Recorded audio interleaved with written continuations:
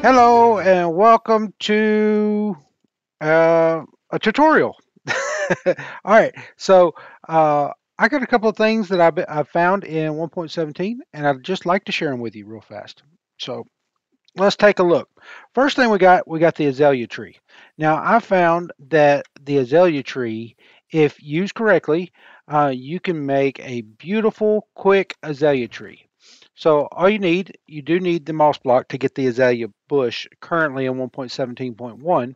So, but once you've bone milled the moss block a couple of times, you'll come up with these azalea bushes. Now all you do, place them down on the ground and bone mill it. Once you get the azalea tree, you'll notice the azalea tree kind of points out in one direction, almost like the wind's been blowing it too much in that direction. Now, from what I can tell, that's random. The direction that it points is random. And what I found is that you can, well, that right there is going to go the exact same direction, okay? But we'll keep going and we'll get one that goes the exact same direction a third time. That's okay. We will the one good thing about this technique is it is kind of simple. And so this one here kind of comes this direction, and that's fine. That there's good. We like that. And that one there may go a different direction, and this one here might go a different direction. We'll see which direction. There you go. See how random the direction is. Now we did have to replace one tree a couple times, but for the most part, I mean this tree you might come in here and trim it up. Now I do come in here and I like to trim up the underside just a little bit. Take off a layer. I feel like it's 2 blocks high, and so I feel like I like my stuff about 3 blocks high.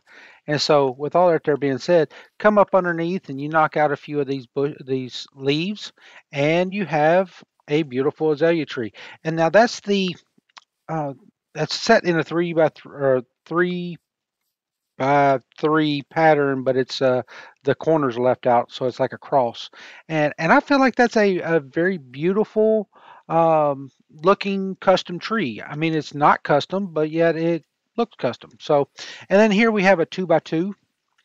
We did the exact same thing. We did a 2 by 2, and it came out all right, but it looks a little bit smaller. And so, whichever tree you desire in your world.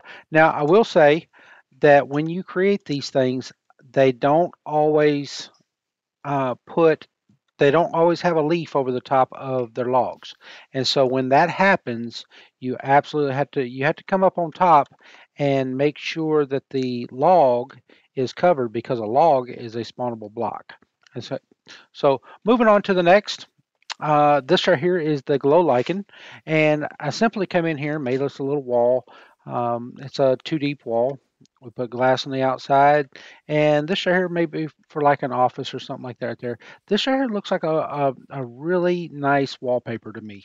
And then also, and even though that looks like a really nice wallpaper in this setting, it also, this here is kind of a bonus use for it, I guess. It looks like there's like mold or something growing on top of that hay bale. And so if you want to dilapidate some blocks or something like that there, you can also use the glow lichen to make it look like some sort of moss or something has been growing over the top of the item. And so moving on, we have the moss block. And I really, really have enjoyed doing a whole lot of landscaping and stuff, terraforming with the moss block. Now, it's not necessarily forming the terrain. We're just using it to fill in the terrain, though. So basically, you come in here with a moss block, you set it in the ground, and you bone mill it.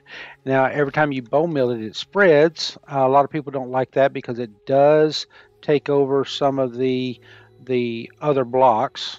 But I mean, you know what you're doing when you bone mill it. It doesn't do it naturally.